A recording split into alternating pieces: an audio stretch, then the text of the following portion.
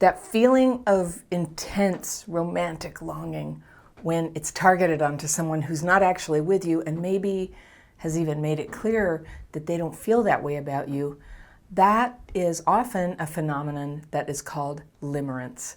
And limerence is incredibly common for people who were abused and neglected as kids.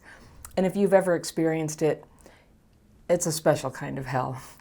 So what is it? Well, whereas real love is built over time in real life by people who both get to know each other, they love each other, the love deepens because they know each other. Limerence is an emotional state that thrives on non-fulfillment, non-consummation, non-reciprocation. Have you ever had that? So I got a letter recently from someone I'll call Rachel, and she writes, "Dear Fairy, I've been working on my CPTSD on and off throughout most of my 20s, and I'm in therapy now. I'm 30. My best friend since high school has been with me through it all, despite having seen and been impacted by my ugliest behaviors, and he's stayed my friend anyway. I fell in love with him sometime, somewhere, during our long friendship. We eventually got together briefly, and I told him how I felt. He didn't feel the same and didn't want to risk our friendship. I told him I understood and tried to stop my feelings, but I couldn't. Eventually, I asked for space and told him that I needed time away from him so that I could find a real relationship with someone else." I'm going to circle that. "He told me I deserved that. Our relationship became superficial for several years, although we always kept in touch. In the meantime, I started dating, and last summer I married my husband and officially became stepmom to his 6-year-old son. I think my relationship with my husband is good. He makes me laugh, we're honest, we work on our issues together. There's a reason I chose him, but it's also routine now. It's doing the dishes and arguing about parenting and worrying about money. Throw in the pandemic and we're drowning in monotony, arguing and anxious and too on top of each other. It's been a very hard year and a half. Yeah, you and me, Fairy, and it certainly doesn't seem like it's going to end soon. So enter my best friend," says Rachel. "We started hanging out in person again this spring once we both were vaccinated. I opened the door, foolishly thinking that now that I was married, I didn't need to be cautious anymore. And sure enough, my old unrequited feelings are flooding back. He makes me so happy, and I feel so much less lonely now. It's such a relief to be myself with him, my full self, not just a wife and a stepmom. I don't have many close friends, and I don't want to lose him again. But I also know it's not fair to my husband, that this could be dangerous to my marriage. Plus, I went down this road before, and he didn't want me. Why would it be any different now when I'm less available than I was before? I guess what I'm asking, Fairy, is how do I do this? How do I soothe the obsessive CPTSD drive that makes me crave his attention, that flirts with the idea that one person could save me, could love me unconditionally, and still keep both these important relationships in my life? I know my feelings are an illusion. Even if I were to somehow change the timeline and was with my best friend, there would still be dishes to do, and I love my husband and our life together. I don't want to mess that up. Can you help me?" And I want to add in that something in her letter that I didn't read at the beginning is that she says she grew up in a very enmeshed and codependent household and was also sexually assaulted multiple times as a teenager. Just said that very quickly in the letter, and I think that's relevant. So she says, "Thank you for all you do." All right, Rachel, I am so glad you wrote and that you asked for advice, and I hope it's not too late to reach you. This is such a good question and good for you. Really positive move. So many of us with CPTSD, when we get into situations that are uncomfortable or shameful or something we can't be honest about, we just hide more, and you didn't. You're here. So thank you for that. Also, when you share this problem with everybody who's watching this video, we all get to learn from your experience. So you've done a very good thing here. You had a rough upbringing, and I want to congratulate you that you managed to find a marriage with a good person, to become a stepmom with them, and to get to the phase of marriage that literally every couple gets to, which is when you've been together for a little while, yes, it's a lot of doing dishes. It's a lot of working out your issues, especially if you had trauma when growing up in the way that you attach to your parents. And what you're describing is, yeah, that's going to make it complicated.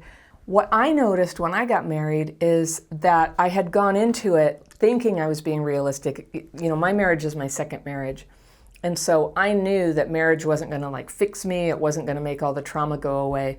But actually being in a good marriage where I was loved and with somebody who was steady for me really gave an opportunity for some old stuff to come out about the way that I feel so let down by what happened in the past.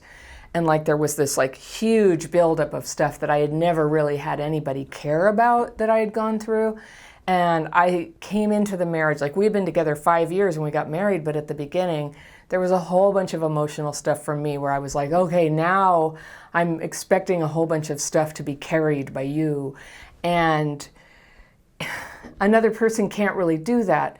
So I'm just going to say, like, it is so understandable for you to be going through some issues right now, a year and a half into a marriage, and especially because you're going right in as a step parent and that has its own issues. I'm really happy for you though. Like making that kind of commitment can be so life affirming and so it can help you grow so much. So you very rightly pointed out, like, you know that a lot of this, like if you were to be with this best friend romantically, even if that could work out, it still would come back to dishes and issues and all that unfinished business from your childhood that hasn't been healed yet. No matter who you're with, it's going to sort of like get directed at them, and that's going to have to be worked out. And that's understandable, and it's okay. And you have a chance right now to work out your stuff with somebody who actually does want to be with you. One thing I circled is you said that eventually when your friend made it clear that he wasn't interested in this being romantic, you asked for space and told him you needed time away so you could find a real relationship with someone else. And he agreed that you deserve that. Good for him, good for you. And I think what's happening now is you're wobbling. And I can imagine how when you said this and made this boundary, part of you didn't think that really that was where things are going. I could be projecting, but sometimes when we feel like there's a great love with somebody, we want to kind of up the ante with them and be like, you know, I'm going to be with somebody else, and hope that maybe that will kind of push them over the edge and want to be with us. But here's the weird thing I've learned about Limerent relationships. So let me tell you about limerence a little bit here. Limerence is a word that was made up not that long ago to talk about this kind of love that's not really love. And what it's characterized by is a total idealization of another person, a total preoccupation with them where you're thinking about them like all the time, where you find yourself, this is a really key thing, you find yourself searching for clues that they feel the same way. And part of limerence is that you're not together. Like, I think occasionally people have limerence and they do get together with that person and they have the chance for the relationship to morph into the kind that you have now with your husband that's ordinary, that's like real love. Real love is the kind that does dishes together, and it's the kind that can love each other and stay with each other through those times when your stuff is coming up and you're being unreasonable and you come through and you heal together. That's real love. And that is really what I would hope for everybody, is that they find that, because for reasons we don't totally understand, you know, part of this, it could be a brain thing. It could be partly the influence of like TV and movies. But a lot of us are powered by this belief that there's like a true love out there. And if they would just realize it, like everything would be so great. And with that trauma in our background, we have the capacity to think that about people who have said flat out, yeah, I don't feel that way about you. And it's so easy to say to you when it's you, you know, when it was happening to me, it's like I couldn't, you know, it muddies the water so much when it's you, because something in your brain is just so sure, like if they would just see it, it would be great. And looking back on that now with a little healing under my belt and being free from that limerence, I would say that what I can see now is, while there are kinds of love or friendship in there, it's a projection, and it is not something that would work out anyway. Like if you have the luxury of knowing this person who you feel this way about 20 years from now, you may find it's like, oh my gosh, there isn't that compatibility right there, because if there was, they would want to be with you too. Like, that's what compatibility is. It's a mutual feeling. So it's not there. It's not there. And I would imagine, because of stuff you went through as a kid, there's some part of your brain that just knows how to do this, that knows how to like fill in the gap. So somebody's like, you like them, they're so interesting, it brings you into technicolor as yourself to be around them. You really feel like you, it feels really good, right? And they're saying, but I'm not into you. But you're like, oh, that's okay, I can kind of move that thought over there and I can just look at this good feeling I have. And I'll be honest with you, for me, a lot of what healed it was when I developed a spiritual life, and I think that was a lot of what I was looking for, like even as a small kid. I had had spiritual experiences of being just totally seen and real and appreciative of all the nuance of life, and I could see that. And having somebody to share that with is such a delight, and it comes through different people at different times. And it's not always in every sense and every facet of it going to be the person you're married to.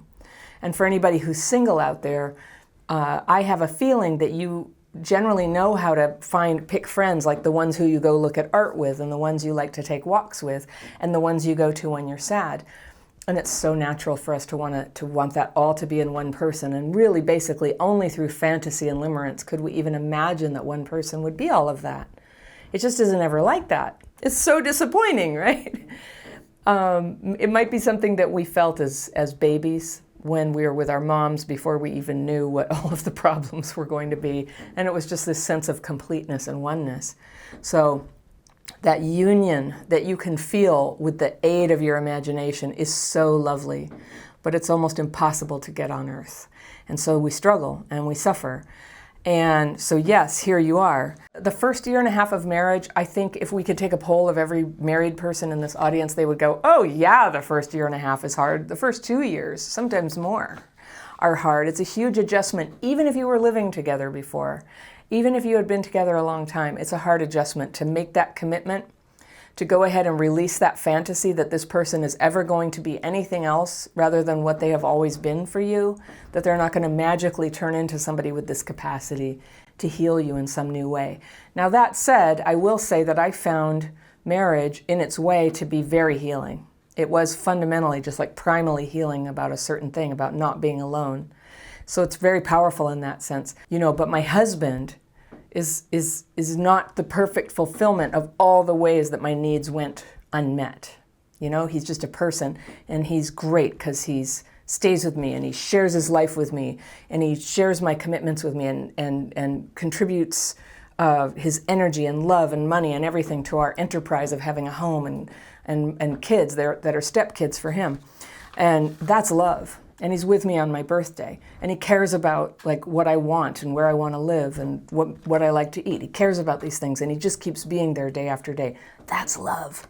That's love. But there have been times in my life when I would have devalued that and continued to look for that limerence, that feeling like, we're like souls meant to be together.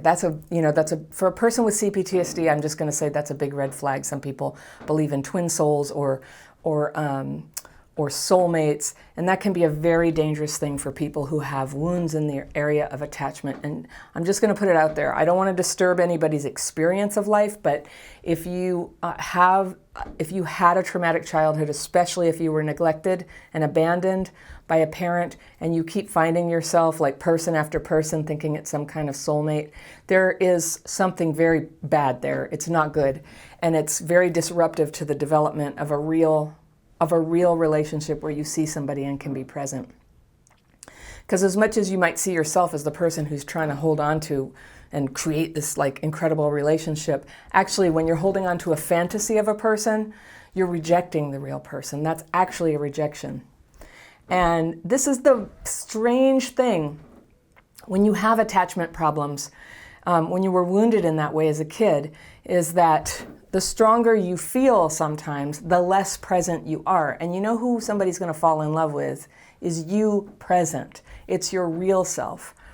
People might fall into limerence with you, especially if you're younger, you're 30, you're at an age where that, could easily happen. And when you know, because you don't feel the same way, how unrealistic it is, how they're putting you up on a pedestal, you know, like, it's like, hey, you know, wake up, you're not even here. That's not what's going on between us right here. And then the big thing about limerence is looking for signs, like always searching. And I've been on both sides of that before. And when it's being done to me, when somebody's looking for signs and thinks they saw signs from me that I was into them and they were imagining it, it's really uncomfortable, honestly, and made me want to run away. It's kind of weird. But I've done it to other people, you know, where there's like a little bit of communication and I'm searching and I'm like, but I think this is code for something and I think they mentioned this because what they really mean is that. And I'm supposed to interpret this as the opposite.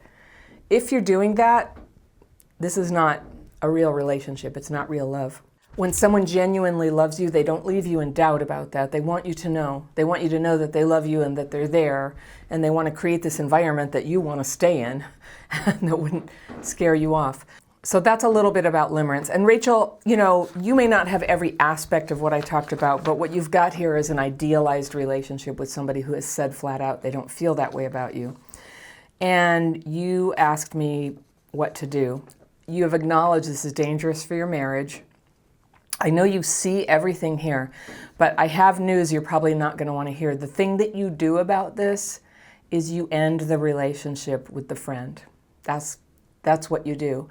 I don't see, based on my experience, I don't see any way that you can have a friend with somebody who you're also in love with and have a successful marriage that's fair to the person to whom you took mutual vows of fidelity, all right? That is really important. When you make a promise to somebody, it doesn't mean that you're always going to have it easy to keep that promise. Sometimes it will seem like something outside yourself would be so much better. But the good news here is it's obvious that this is not better. And I'm sad with you just because you feel not alone with this friend and you have fun. And I'm sad that you don't have that yet with somebody else, but you will. You will have friends who are appropriate for a married woman, who are fun for you and who see you, and you're going to have to put yourself out there. I'm not going to assign bad motives to you here, but when you have a friendship with somebody you're in love with and you're married, one way of looking at that is you are in a deep state of avoidance. And I don't blame you at all. If the family you grew up in was enmeshed and codependent, like maybe what you lack here is a sense of boundaries that you can actually be committed and close to somebody without losing yourself, without getting into an enmeshed and codependent relationship. The fact that you were sexually assaulted when you were young multiple times sounds like, I'm just going to guess, like whatever unhealthy dynamic was going on with the grown-ups, they couldn't protect you from that. Now, no parents are perfect, but if it happened multiple times, there was some kind of like not seeing, not hearing, not talking, you know, veiled everything. And that sounds terrible. And if you grew up that way, you have ahead of you a phase of your development where you heal that, where you teach yourself. A trusted marriage, a marriage where everybody's safe, is such a good place where people can learn things like that. How do I learn to give my commitment and be present to somebody without losing myself? The sort of quickie way to do that is like, oh, I'll just sort of have this friend on the side who really, like, they really get me, I really love them. When you can't show up and be present for your marriage like that, even if they never realize what that energy is, you know it. People's hearts, whether they are conscious of what they're getting from another person or not, they feel it.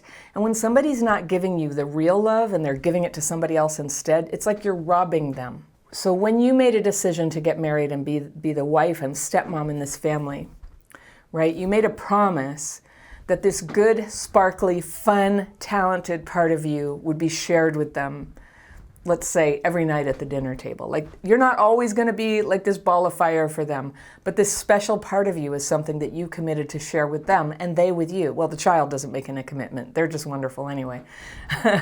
But your husband and you know, have promised to give each other the best of yourself in that way. And it doesn't mean you don't have friendships outside of it and pursuits. And I want you to have that, but with appropriate people for your marriage. Having a stable marriage is so healing for somebody with CPTSD. And from everything you're telling me, he's a perfectly good person and he totally deserves for you to not be giving away that like romantic energy to some secret relationship. That is so unfair to him. Your friend doesn't feel this way about you, so even if in some magical world where your husband could tolerate this and it would be no big deal, or it was an open relationship or something, your friend is not into you. And so you would always have this longing. The only way that you're able to keep this romantic idealization of him is because it never comes together, because it's always this separate thing. It's always this sort of pining away for something that you can't have. I'm going to bet $1,000 you had a parent like that where, you had to long for them. And so there's some part of you that really knows how to love deeply when you can't have something. But it's not love. It's not love. It's actually, it's a sort of a fever dream that comes out of pain. It comes out of pain and deprivation and a loss. So you're not going to believe that until you actually take the action of ending that relationship. And I'll tell you, when I ended all relationships like that, it was so awful. I cried. I thought, I can't possibly do this, but I wanted to be emotionally available. I had just met the man who's now my husband, and I knew I needed to get my you-know-what together. I needed to get it together and stop having all these little half relationships out there. And on the advice of a mentor, I ended all those relationships. I cried when I was doing it, and then within 45 minutes, I started to feel so powerful. I felt like, here I am. And it worked. And my husband's he's together. He would never have wanted to be with somebody who had a bunch of friends on the side, who was, kind of not trustworthy. He would never have done that. If I could have pulled the wool over my eyes, he would have figured it out real quick, that I just wasn't all there. So I showed up, I got on my toes, and that's a sign. When you get on your toes for somebody and do your best, that's a sign that they're good for you. They call you out to be your best. And if you and your husband have that, that's a really good sign. But the fact is, you've made this commitment to each other, and a child is counting on you and that stability at home. So I encourage you strongly, make the most of this marriage you've got with this guy that you love and is there for you and loves you. And let your fantasy go. Let it go and just see what happens. Just see how you feel when you actually, for real, close the door, and not with I just need some space for a while, but just and here's the part that you might find kind of hard. I tell everybody this in my dating course. And by the way, if you're watching this and you think that your trauma affected your ability to have good relationships, I have a quiz. It's called the Relationship Quiz. I'll put the link right down below. You'll see it right down there. And if you just sign up for it, I'll send it to your inbox, and you can take that and see if you have common symptoms that PTSD has affected your romantic relationships. And I'm telling you, if you were abused and neglected, it probably has. It has a way of doing that. And you can heal that, all right? So I have a course for people who are dating to help them get very, very clear about this, about clearing up the past, clearing up all these ties to people from the past so that they can bring their emotional availability and make good decisions and be really present for a good person who comes along. And when you end a relationship with somebody who you have one of these half relationships with, I encourage you to be totally honest with the reason, which is to say, I have sad news. I need to end our friendship. The reason is because I can't get over having romantic feelings for you, and as you know, I'm married, and I have to stop that. And instead of making stuff up and saying, I just think we need space, or my husband is jealous or anything, be honest.